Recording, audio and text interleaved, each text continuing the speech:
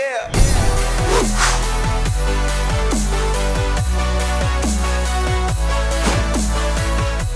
Duke was just a few plays away from making a bowl game in 2019.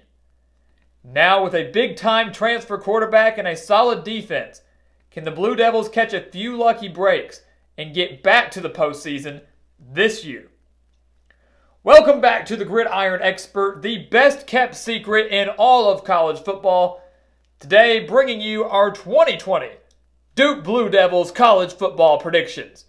As always, make sure to continue to like, comment, subscribe, and share these videos as we are slowly but surely wrapping up the ACC, and then we'll be continuing on predicting every single Power 5 team. And check out everything down in our description below, where you can get exclusive content on our website, thegridironexpert.com, and follow us on all of our social media pages over on Facebook, Twitter, and Instagram. So the Blue Devils went just 5-7 in 2019. But when you look a little deeper at their schedule, you realize that they had 2 3-point losses. One coming to Pittsburgh. They allowed a touchdown with under a minute remaining to lose the game 33-30. And then one to North Carolina, where Duke had a great chance to win it before throwing an interception at the goal line. They win just one of those games, and they go to back-to-back bowl games. Now looking at Duke this year, they have plenty of talent coming back to help them get back to the postseason in 2020. And we start offensively here. 7 returning starters are back, but no one cares about that. What they do care is about Chase Brice transferring from Clemson to come to Duke. We didn't get to see much of Brice at Clemson outside of that one game where he saved them against Syracuse. We really didn't see much of him. But he's highly touted. He was highly touted coming out of high school, and many people believe he is the perfect quarterback to fit into David Cutcliffe's system, who, as we all know, is a great quarterback guru. Brice is going to be paired with a very strong offensive line. He's going to be paired with Deion Jackson at running back, who had 641 yards on the ground last year. And you would expect Duke's points per game average to increase, as they only averaged a little over 25 points per game last year. Brice very well could help them get to 30, which could be the difference in just 1 or 2 games in getting them to the postseason. When you look at them defensively, they return 6 starters. They allowed 29.2 points per game last year. Not too bad, considering they were 56 in the country in total defense. They do lose their top 2 tacklers from last year, but do return Victor Dimukeje, who had 8.5 of the 35 sacks for Duke last year.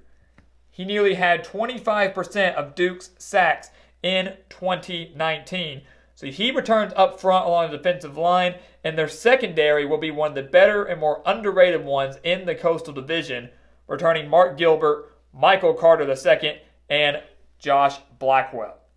It's a lot to process, I know. A lot of information regarding this roster for Duke, but they have the talent to get to the postseason in 2020 after a 1-year break.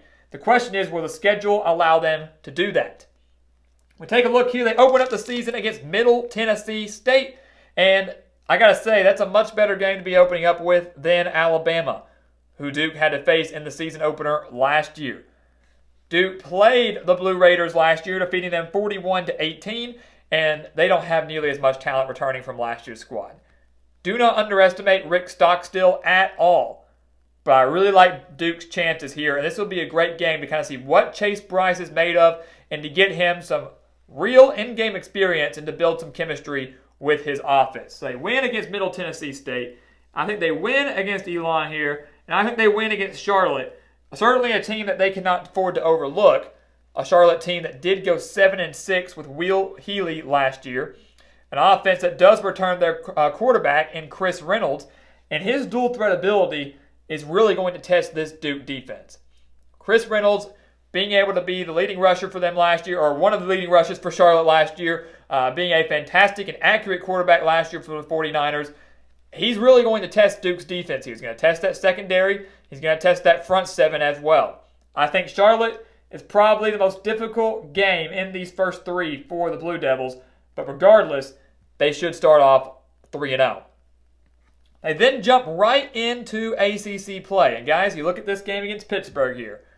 Duke nearly won the game last year.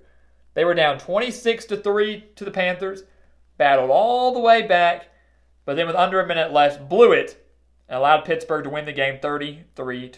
So you look at this game here against Pittsburgh, a team that will have one of the better defenses in the Coastal as well, a team that was ranked first nationally in sacks per game last year, 9th nationally in tackles for loss last year.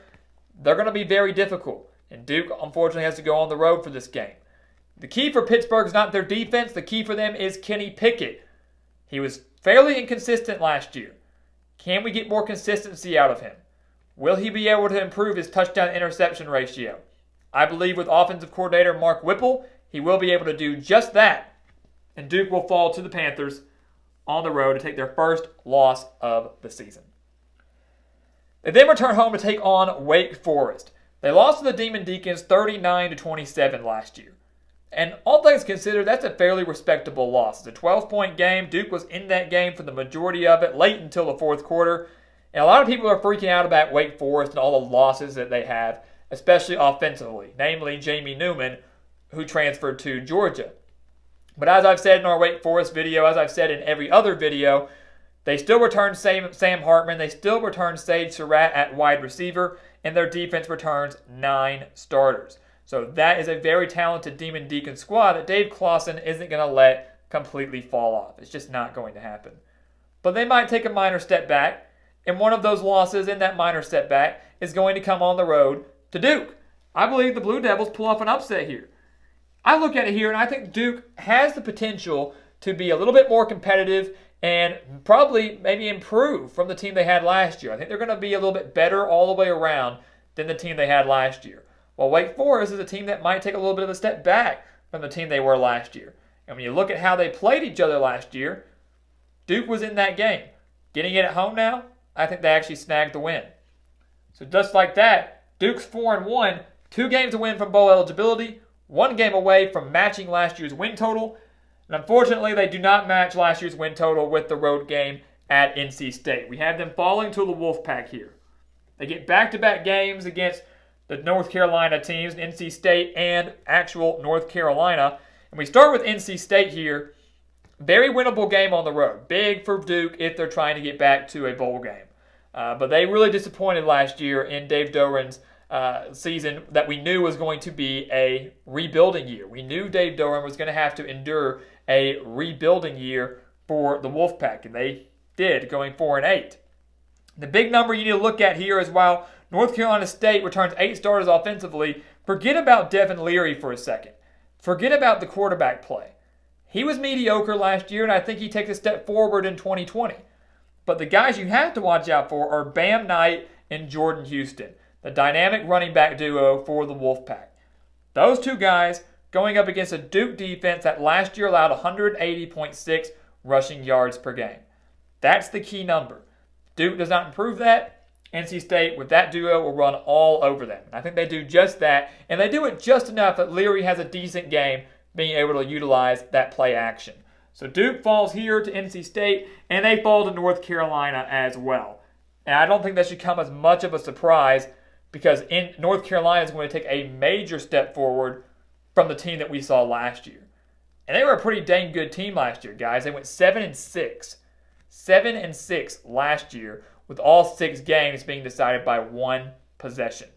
And now they return 10 starters offensively, led by Sam Howell. They return 7 starters defensively that only allowed 23.7 points per game. Yes, the Tar Heels were lucky to survive at home last year. Duke punches it in the end zone instead of trying to do the jump pass that ended up getting picked off. Duke goes bowling, and UNC maybe does not. That's how big of a game that was last year. Will not be the case this year. So North Carolina, with that offense, I think comes in, wins this game by at least 10 points, and they get a win over the Blue Devils. So now after a 4-1 start, they are now 4-3 going into their bye week. 4-3 going into their bye week, and the back half of their schedule is very difficult, guys. On the road at Miami, a very experienced Virginia Tech team. Virginia, who did win the Coastal last year.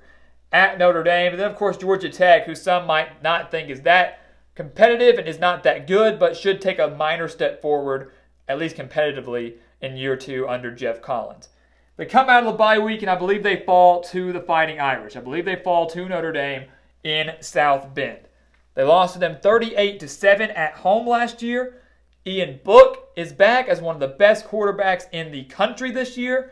By October 31st, I believe that he will have built up some chemistry with his pass catchers. It's kind of the only concern I have for Notre Dame offensively. I think defensively, they're still going to be very sound and very, very solid from one that only allowed 17.9 points per game last year. So Notre Dame should be just fine in this one. The only thing that will benefit Duke is that the week after, Notre Dame hosts Clemson. And if Notre Dame is caught looking ahead to Clemson, then Duke could make this game a lot scarier and a lot closer than the Fighting Irish want it to. But I think Notre Dame still gets the job done regardless. After a maybe close game, maybe a blowout, I don't really see much of an in-between. At Notre Dame, I think they fall to Georgia Tech. And I know people are going to be outraged by that. They're going to think it's ridiculous because how could we lose to Georgia Tech? How could anybody lose to Georgia Tech? Well, just ask Miami and just ask South Florida and just ask North Carolina State. The only teams that Georgia Tech beat last year, but still, 2 of which came in ACC conference play. You look at Georgia Tech last year, Duke beat them by 18. I get that. I understand that many would say they can't improve by 18 points even with home field advantage. But I look at this game and I think Jeff Collins knows how to coach defense. Jeff Collins knows how to coach cornerbacks. He returns 10 offensively, 7 defensively, and the secondary is going to be a strength. Coming off maybe a rough game in South Bend, they have to remain on the road now coming down to Atlanta. Chase Brice is not going to have himself a day against the Yellow Jackets. And even though Georgia Tech's probably not going to contend for bowl eligibility, they're going to win a game or 2 in the ACC conference. One of those comes here against the Blue Devils. So they're 4-1, and now they're in the midst of a 4-game losing streak. They're 4-5. Got to win 2 of their final 3 if David Cutcliffe and his squad wants to get back to the postseason. Lucky for them, they get back to 500 with a win against Virginia. And again, I think a lot of people are confused. How can we lose to Georgia Tech but beat Virginia and this and that? It's a process, guys. If you look at the stats, if you look at the numbers, if you really think about it, as our whiteboard is in shock by a lot of this as well, as you can see, it truly does make sense. And this game against Virginia here is one that, yes, Duke did lose to the Cavaliers 48-14 last year, but also a Virginia team that loses their entire offense in Bryce Perkins. And I know a lot of people think, well, that's not true. That's just one player. Look at the stats. He was their quarterback, so he led them in passing. He led them in rushing. He is the only reason Virginia made the ACC championship game last year. If Bryce Perkins isn't on that roster, if Bryce Perkins gets hurt in week 1, Virginia does not make the Orange Bowl. They do not win the Coastal. He is now gone, and while I do think Virginia will take a step back, while I do think they are still going to go bowling, I think one of their 6, 5, 4, however you want to do it, losses does come to Duke here. They realize that to go bowling, they have to win 2 of their final 3. And 2 of their final 3 do come at home. Virginia's a must-win, and David Cutcliffe and his squad gets it. So now, they're 1 win away from the postseason. Got to beat Virginia Tech or Miami. The most likely one seems to be Virginia Tech, right? Because they beat the Hokies 45-10 on the road last year. Defeated them 45-10 on the road last year in Blacksburg. It surprised everybody. It surprised me. And that game was on a Friday night, just like this Virginia game, which is why another reason why Duke might have the slight advantage in their hand against the Cavaliers. But Virginia Tech returns 19 starters, guys. They're going to be very, very talented, very, very experienced, and they're going to want revenge. Unfortunately for Duke, if everything comes out the way we think it will, the 2 teams that are going to hate Duke the most and the 2 teams that want the most revenge on Duke, the Blue Devils face in the final 2 weeks of the season. And I think they drop both of those games. I think they drop a game to Virginia Tech with all of their experience, and then a road game at Miami, I believe they drop as well. A Miami team that, led by Gregory Rousseau now, along that defensive line, who really challenged this Duke offensive line. And of course, if Miami's offensive line improves, De'Aaron King will have all the time in the world to try to pick apart their secondary and also utilize more of an RPO type of offense, now led by Rhett Lashley, which is going to be very, very difficult to stop if King, of course, can stay healthy. Of course, him coming over from Houston, a battle of transfer quarterbacks here in Chase Brice from Clemson and King from Houston. And when Duke drops those final 2 games, well, they finish 5-7. They missed out on the postseason yet again under David Cutcliffe. They made it in 2018, but we have them missing it again in 2020 for the 2nd year in a row. You look at their schedule, guys, games that they could possibly win to get them to go bowling, I really think it probably comes down to NC State and Georgia Tech. Those are the 2 games that if Duke can just win one of them, they'll return to the postseason. Just plain and simple. But I just don't know if they can do it. I don't like the way the schedule lines up for them to do just that. Now, the really silver lining of this is that Chase Brice is a junior. He gets 1 year under his belt in David Cutcliffe's system.